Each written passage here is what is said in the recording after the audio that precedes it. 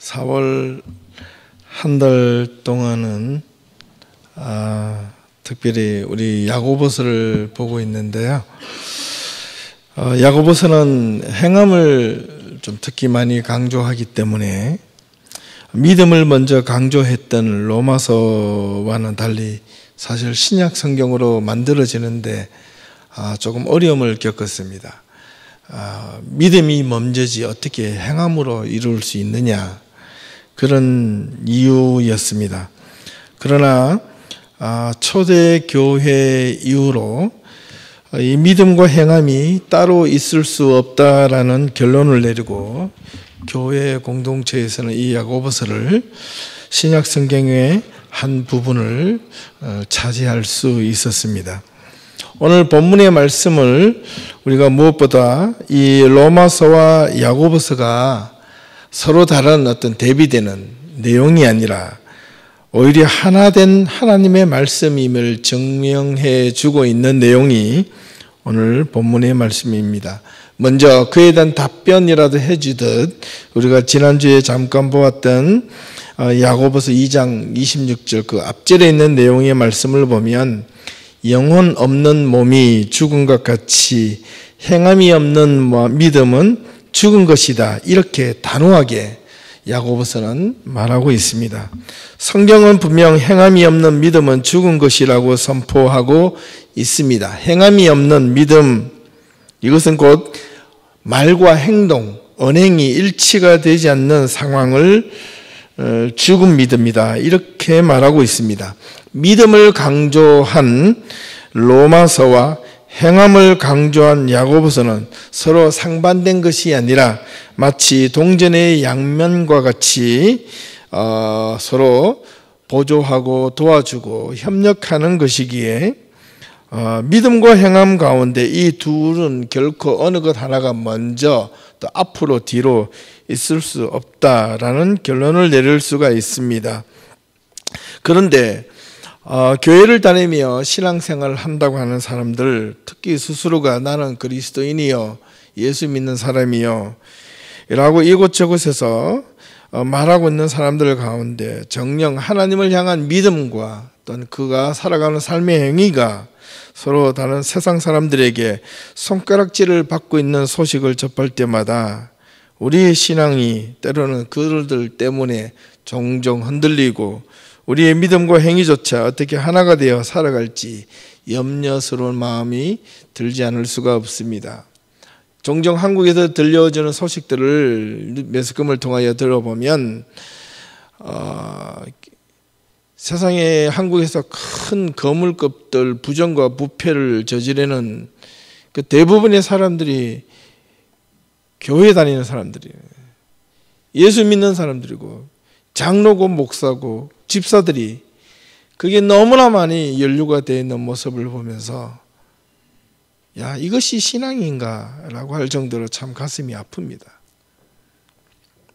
어떻게 믿는 것이 우리의 삶을 어떻게 살아가야 하며 또 어떻게 행하는 것이 우리의 믿음을 그리스도인으로서 우리가 올바르게 보여줄 수가 있을까요? 참 어처구니가 없습니다.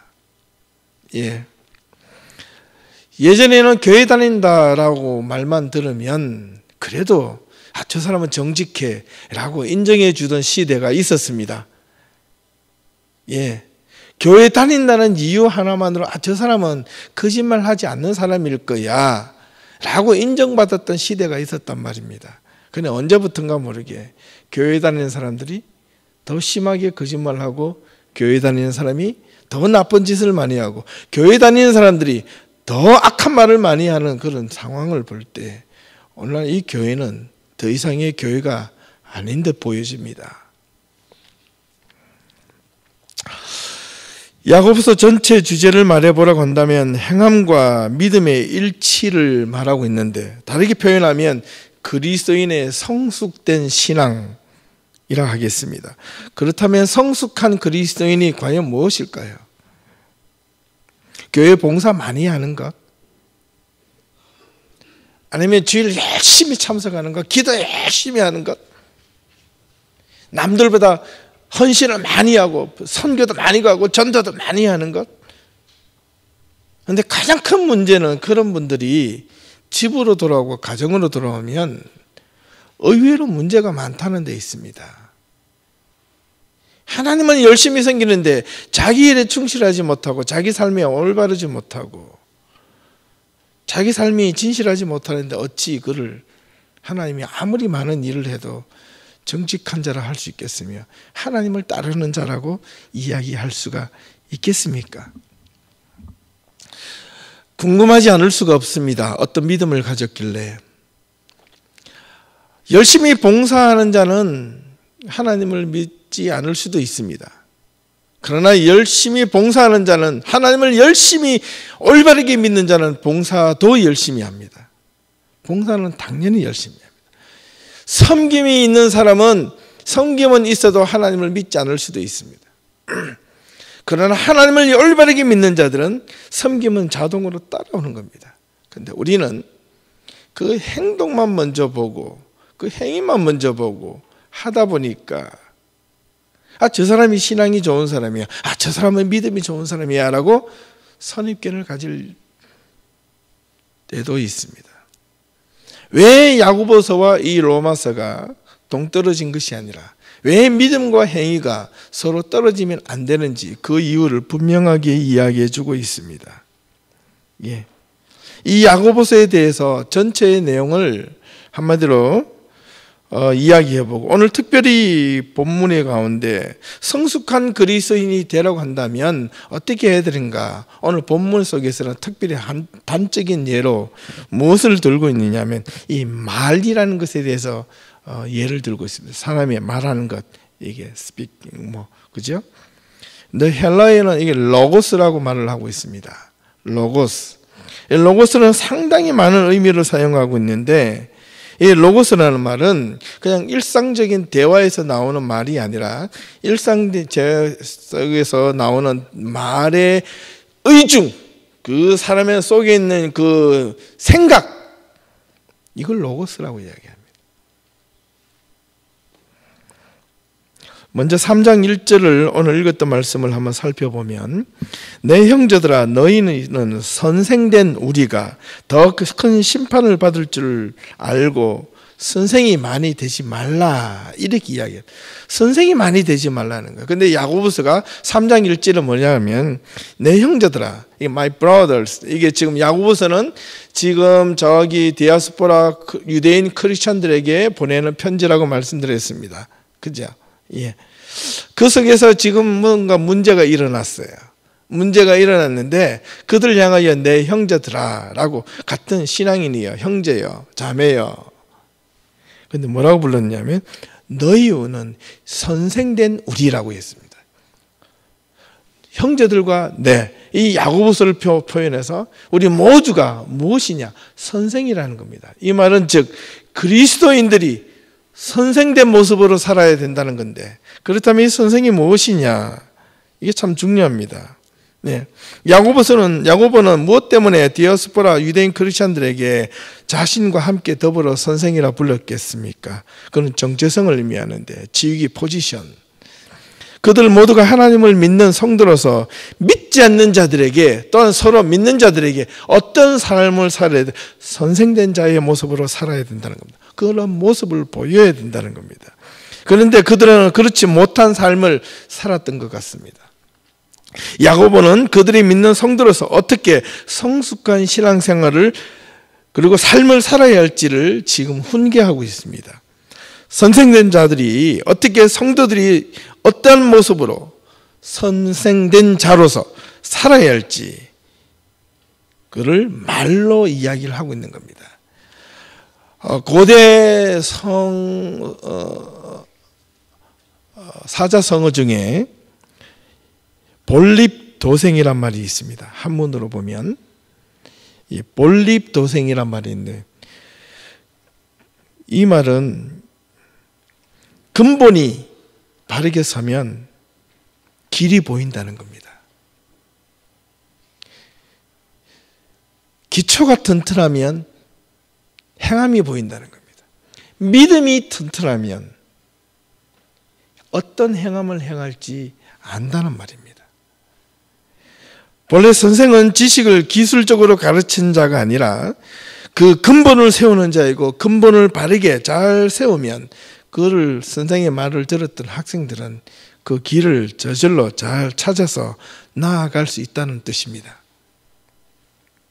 그러므로 참 선생은 학생들을 단지 지식 전달자로서의 역할만이 아니라 그들의 삶을 근본적으로 잘 가르치고 다스리려면 선생인 자가 먼저 그 근본과 도리를 알고 몸소 행해야 하는 것이고, 이것이 야고보가 지금 이야기하고자 하는 그 이야기입니다.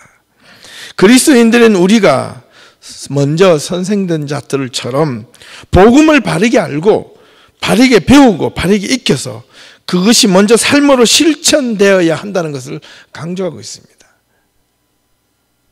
어떤 삶을 실천해야 되느냐? 우리는 믿음을 가지고 행함으로 나아가는 그 행함이 단지 교회 안에서 뭔가 섬기고 실천하고 봉사하고 헌신하는 것에만 국한하지 마시기 바랍니다. 그거는 기본입니다. 당연한 겁니다.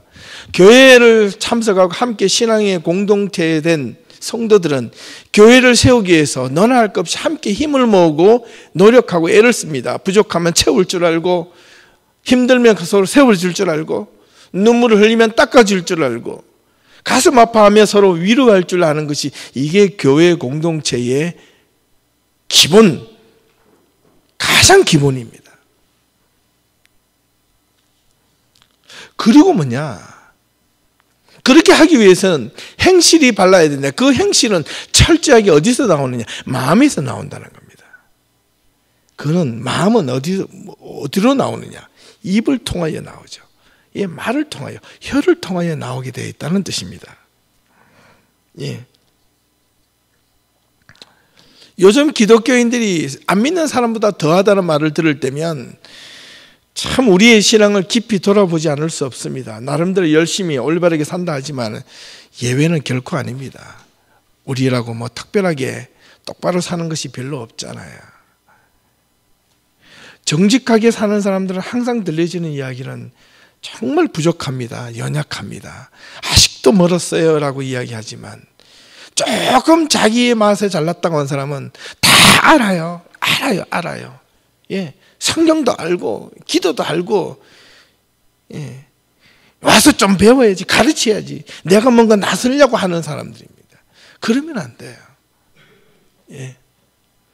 서로 밑에 가서 섬기고, 서로 밑에 가서 서로 알려고 하고, 서로 하나님의 말씀을 좀 더 의미 있게 진실되게 배우려고 하는 그런 믿음의 성도들이 많이 있는 자리, 그것이 100명, 200명, 1000명, 2000명이 아닐지라도 그런 공동체가 살아있는 자리는 신실로 진실로 하나님이 원하시는 공동체임을 믿습니다.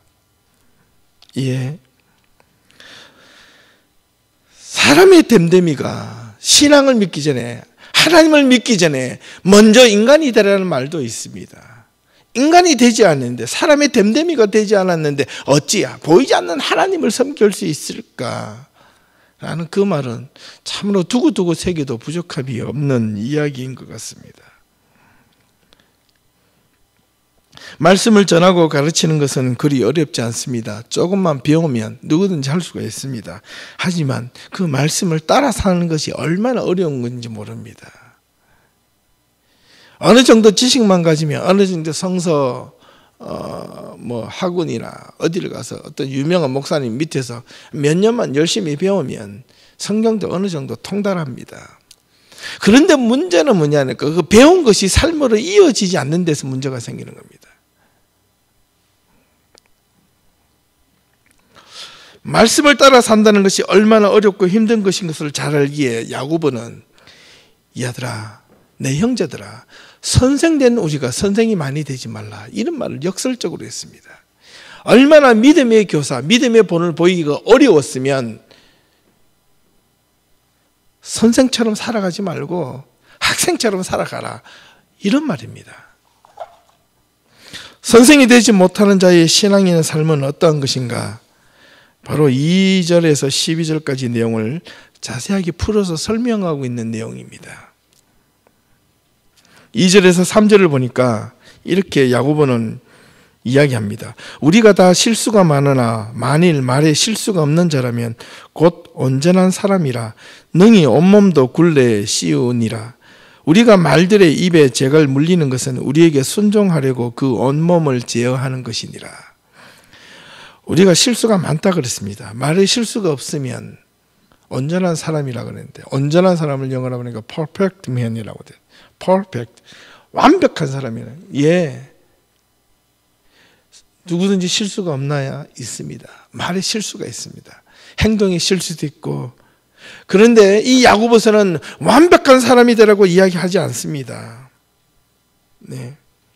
누구든지 한번 내뱉으면 담을 수 없는 것이 말의 실수인데 사람의 말입니다. 무심코 툭툭 던진 것이 다른 사람에게 상처가 되고 이게 이간질이 되고 나쁜 짓을 저지를 수 있는 그런 독한 말이 될 수가 있다는 겁니다.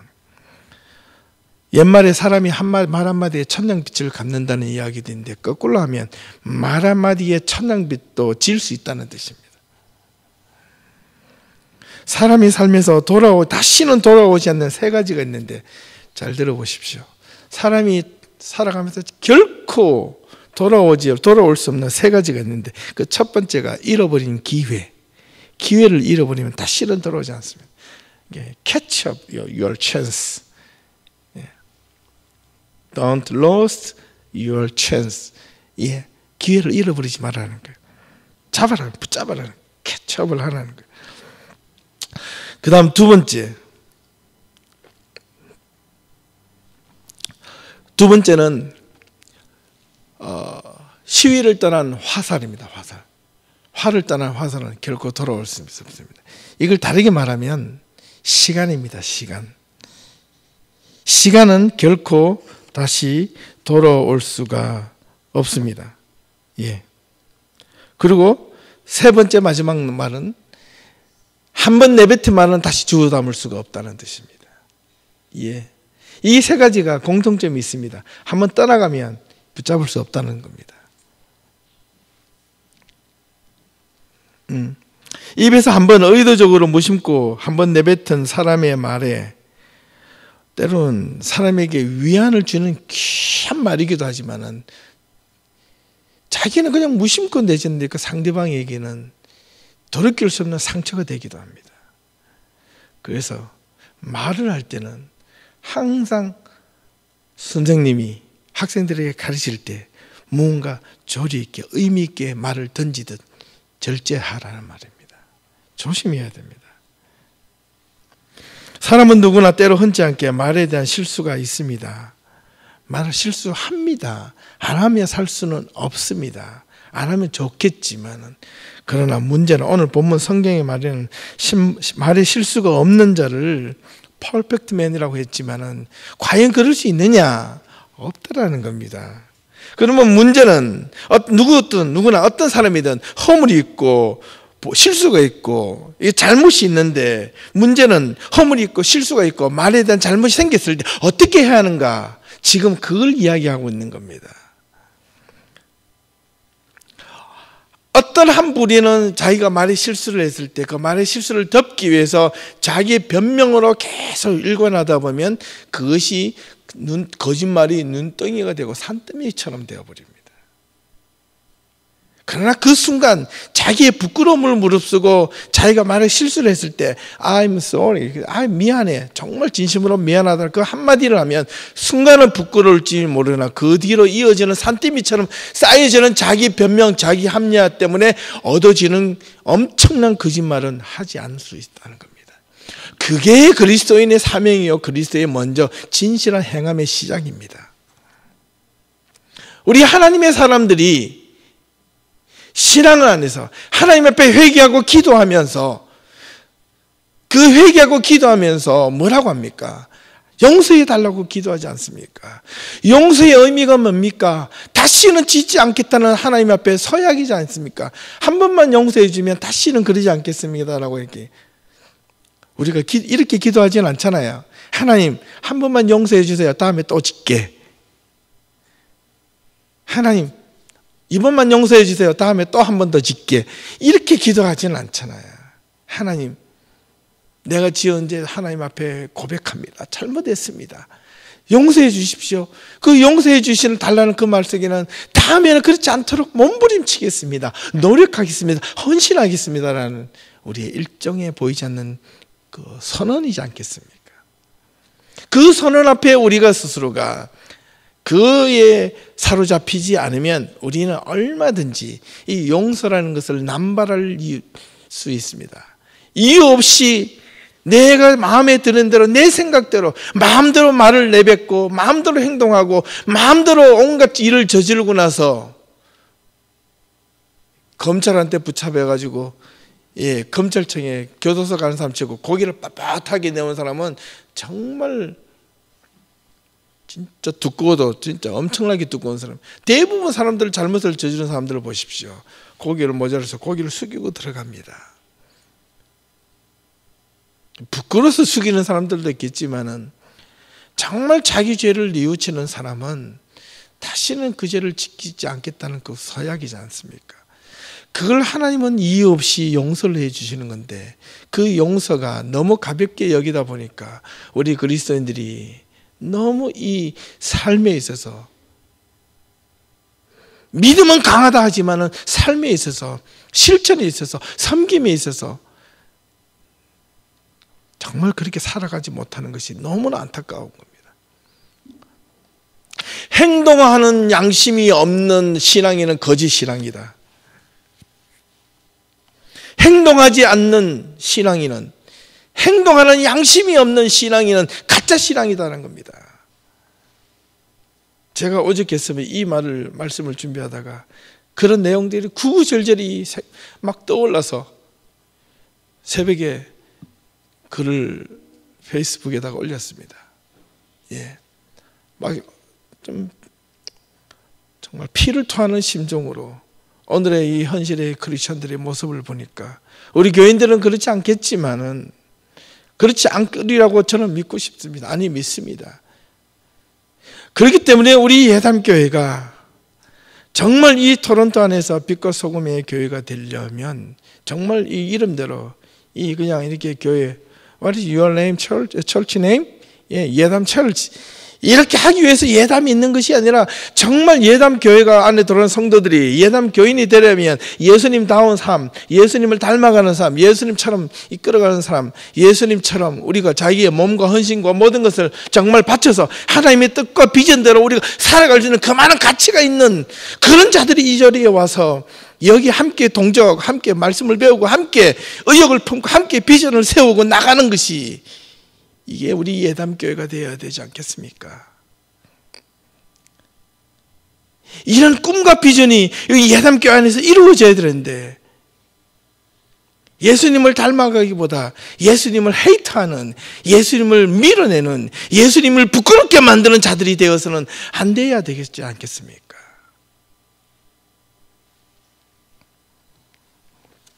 존 칼빈이라는 그 중세의 종교교육가는 이런 말을 했습니다. 악한 말을 내뱉는 질병이라 했습니다. 악한 말을 내뱉는 사람을 그 질병이라 했는데 악한 말을 내뱉는 질병은 다른 어떤 죄보다 더 추악하고 더럽다고 말했습니다. 이런 분명한 사실인 것 같아요. 우리가 고운 말을 쓴다고 그 사람이 좋은 말을 하는 것이 아니고 상스러운 말을 쓴다고 그 사람이 반드시 나쁜 사람이 될 수는 없습니다. 그래서 어느 한국에 있는 그 국어학자가 이런 말을 했습니다. 요즘에 젊은이들이 쓰는 이 욕은 욕이 아니다. 그건 더러운 것이다. 옛날에 어른들이 썼던 그 욕은 더러운 것이 아니라 사람을 가르치는 도구였다. 욕쟁이 할머니 무슨 순댓국밥집 이러잖아요. 그 할머니 들어가면 욕을 얻어먹어도 막 국밥 먹으려 줄을 섰어요. 그래도 욕 안 얻으면 왜 나한테는 욕 안 해주세요 하고 나갑니다. 그 욕이 친근하게 들리고 사람을 뭔가 깨우치는 도구가 되는데 요즘 젊은이들이 쓰는 거, 요즘에서 하는 말은 욕이 아니라 더러운 것입니다. 사람의 말이 얼마나 사람을 살리고 죽이는가는 분명하게 그 시대 상황의 그 언어의 형태를 보면 잘 압니다. 사람은 마음에 담은 생각을 가지고 부드럽게 표현을 하려고 해도 계속 이런저런 말을 하다 보면요, 그 말이 부드럽다가도 그 마음의 본심이 나오기 시작하면 누군가를 쿡쿡 찌르는 말이 나오게 돼 있고, 그 사람의 마음이 원래 참 부드러우면요, 처음에는 막 이러다가 진심이 나오기 시작하면 그 사람의 마음이 상대방에게 뭐가 전달이 되느냐면 진정성이 전달이 되는 겁니다. 그러니까 사람은요, 느낌의 동물 또는 이게 감정의 동물이기 때문에 저 사람이 뭔가 나한테 아무리 좋은 이야기를 해줘도, 아무리 재밌는 이야기를 해줘도 저게 진정성이 없으면 대충 알아차립니다. 대충. 그게 없으면 무감각하죠. 무감각한 사람입니다. 어린아이입니다. 그냥. 4절에서 6절을 보니까 이에 대한 표현을 좀 더 다르게 했는데, 또 배를 보라. 크고 그렇게 크고 광풍이 밀려가는 것들을 작은 키로서 사공의 뜻대로 운행하나니 이와 같이 혀도 작은 지체로 돼 큰 것을 자랑하는도다. 보라, 얼마나 작은 불이 많은 나무를 태우는가. 혀는 곧 불이요 불의의 세계라. 혀는 우리 지체 중에서 온몸을 더럽히고 삶의 수레를 불사르나니 이 그 사르는 것이 지옥불에서 난다. 이렇게 되어 있습니다. 얼마나 이 혀가 무서운가를 가르쳐주고 있습니다. 배로 단적인 예를, 아무리 광풍이 불어도 배가 넘어지지 않게 만드는 것은 키를 꼭 잡고 있으면 절대로 배는 표류하지 않습니다. 자, 이 아무리 센 강풍과 풍랑과 파도가 일어나도 배가 뒤집히지 않고 그 길을 묵묵히 갈 수 있는 것은 뒤에 올바른 키, 온전한 키만 뒤에 돛보다 키를 먼저 우선적으로 잘 잡아야 됩니다. 예. 벌써 지난지 세월호 사건 중에 세월호 사건의 가장 큰 원인의 제공자가 누구입니까? 물론 물건도 너무 많이 실었고 그간의 적재 이상으로 실어서 잘못된 것도 온갖 불의와 부정투성이가 많았지만 가장 큰 문제는 그를 핸들을 잡았던 항해사가 문제였다는 거 아닙니까? 그가 가지고 있는 그 키를 갑자기 터닝할 때 꼭 붙잡고 있었다면, 그 키를 꽉 부여잡고 있었다면 배가 절대로 턴을 할 수가 없습니다. 놓았기 때문에 그렇습니다. 키를 놓았기 때문에 그렇습니다. 사람이 말도 마찬가지입니다. 특별히 우리 신앙인들에게는 이 말하는 것들이, 이 말이 키를 부여잡는 것처럼 우리의 전신의 힘을 다해서 한 사람에게 말을 할 때 최선을 다해서 정직하게 말도 해야 되고, 우리가 다른 사람들에게 웃길 때에도 정말 온 힘을 다해서 웃겨야 됩니다. 예, 한국의 그 개그 프로그램 중에 그 개그맨이 어느 그 대담 프로그램에 나와서 한 이야기를 들었는데, 3분의 그 웃기는 개그 프로를 만들기 위하여 일주일 내내 밤을 새운다는 이야기 들었을 때, 제가 정말 얼마나 저렇게 하길래 저 사람, 우리는 잠깐 3분 정도 보고 지나가지만 그 사람은 그 3분의 무대 위에 올라오기 위해서 일주일 내내 고민하고 준비하고 수정한다는 겁니다. 그 말은 다듬다는 것. 우리가 사람들에게 우리가 필요한 말을, 우리가 행동하는 말이, 그리스도인으로서 우리가 내뱉는 말들이 우리 입안에서 얼마나 이것이 다듬어져야만 하나님이 보시기에, 세상 사람들이 보기에 저야말로 정말 그리스도인답다, 그렇게 보여질 수 있을까요? 무엇이 올바른 말을 내뱉을 수가 있을까요? 그 원인은 딱 하나입니다. 문제는 딱 하나 있습니다. 어디에? 마음이 있습니다. 마음을 통하여 말이 나오고 혀를 움직이기 때문입니다. 생각입니다. 생각. 마음이나 생각이 하나님 앞에 온전하게 사로잡혀 있는 자는 결코 그 사람이 행동이나 말이 거칠어질 수가 없고, 정의에 대하여 분노는 하되 기회주의자가 될 수가 없고, 이간질을 할 수가 없고, 나쁜 행동을 할 수 있고, 옳고 그른 것을 함께 볼 수 있고, 자기 이익에 탐욕하지 않고, 자기 욕망에 사로잡히지 않고, 자기 삶에 얽매이지 않고 하늘나라를 소망하는 자가 그들의 삶이라는 것을, 오직 하나님의 말씀에 사로잡힐 때만이 그 마음을 다스릴 수 있다는 것이, 이게 성경의 진리입니다. 여러분의 삶이 하나님의 말씀으로 다스림을 받을 수가 없을 때 여러분의 행동이, 여러분의 생각이, 여러분들의 마음이 자유함을 입을 겁니다. 마음대로 하는 자유함을 입을 겁니다. 그러다가 어느 순간 모르게 돌아보면 결코 돌을 수 없는 그런 심각한 곳에 빠져 있을 수도 있습니다. 이 7절에서 8절을 보니까 이렇게 되어 있더군요. 여러 종류의 짐승과 새와 벌레와 바다의 생물은 다 사람이 길들일 수 있고 길들여 왔거니 혀는 능히 기들일 사람이 없다. 쉬지 않은 악이요 죽이는 독이 가득한 것이라. 예, 뭔가 여러 가지의 어떤 동물들과 새는 다 잡아서 훈련시키고 다스리고 교육이 되나 혀는 다스릴 사람이 스스로가 다스릴 사람이 없다고 딱 못을 박은 것은 혀를 움직이는 그 마음 중심이 다스릴 사람은 아무도 없다는 겁니다. 오직 그 마음을 다스릴 수 있는 것은 오직 하나님의 말씀, 하나님밖에 없다는 그 고백이 그리스도인들에게 나오게 될 때, 그 하나님의 말씀으로 우리가 사로잡힐 때, 하나님의 말씀 속에 우리가 집중할 때, 우리가 하나님의 말씀 안에서 사로잡힘을 받을 때 우리의 마음이 통제가 되는, 우리 마음대로 하지 않고 우리 혀가 함부로 내뱉지 않게 된다는 뜻입니다. 9절에서 10절입니다. 이것으로 우리가 주 아버지를 찬송하고 또 이것으로 하나님의 형상대로 지으심을 받은 사람을 저주하나니 한 입에서 찬송과 저주가 나오는도다. 내 형제들아, 이것이 마땅하지 아니하도다. 지금 야고보는요, 이 유대인 크리스천 교인들에게, 지금 디아스포라 교인들에게 이런 어떤 서로 공동체 안에서 하나 예배 가운데 하나님을 손을 높이 들며 울면서 찬양하다가도 자기 마음이 안 들면 서로 시기하고 싸우고 욕을 했습니다. 이 모습을 보고 야고보는 심히 마음이 부담스럽고 불쾌했습니다. 그것이 어찌 그리스도이느냐? 너희들을 위하여 예수 그리스도가 어떻게 죽었는데, 어떻게 살아났는데, 너희들이 그렇게 하나님을 믿고 예수 그리스도를 믿는다고 하는 자들이 너희의 작은 탐욕과 작은 욕심과 너희 작은 삐뚤어진 마음 때문에 하나님의 말씀을 무너뜨리고 그 십자가에 죽으신 그 예수님의 사건을 무시하고 어떻게 예수가 너희들을 위해서 죽었는데 그렇게 행동을 할 수가 있니? 지금 이야기를 하고 있는 겁니다. 어떻게 그렇게 할 수가 있니?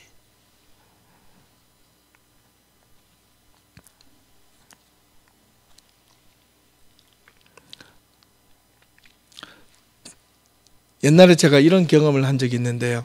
어떤 한 사람이요, 한 성도가 세례받을 때가 돼서 세례를 좀 받으라고 권유를 여러 번 했습니다. 그러고 계속 도망다니는 거예요. 나중에 붙잡아서 이렇게 물어보니까 신실하게 마음을 토로해 놓았습니다. 목사님, 정말 세례를 받고 싶은데 정말로 제 양심에 너무 끄리낌이 많아서 세례를 받지 못하겠습니다.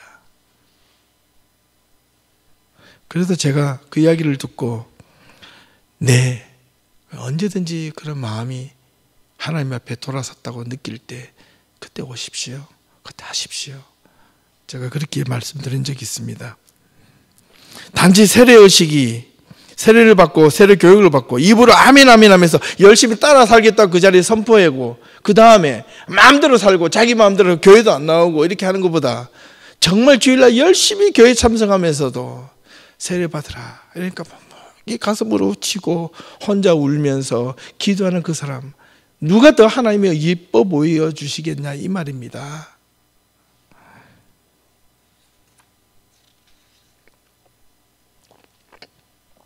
하나님의 자녀로서 아무리 힘들고 어려워도 열심히 신앙생활을 하겠다고, 공동체에서 함께 하겠다고 약속하고 나서 자기 마음에 안 들면 언제든지 뛰쳐나가겠다는 그런 심보는 하나님이 다른 교회 가는 사람들일지라도 예뻐하지 아니하십니다. 결코 이뻐하지 아니하세요. 한 교회에서 하나님의 말씀이 살아있는 자, 복음이 올바르게 전해지는 그곳에 목숨을 걸고 그곳에 함께하고 평생 거기에 우리의 가진 모든 것을 다 한다 할지라도 우리가 거기서 함께 나누어는 그런 귀한 삶이 정말 진정한 하나님의 공동체가 되지 않겠습니까?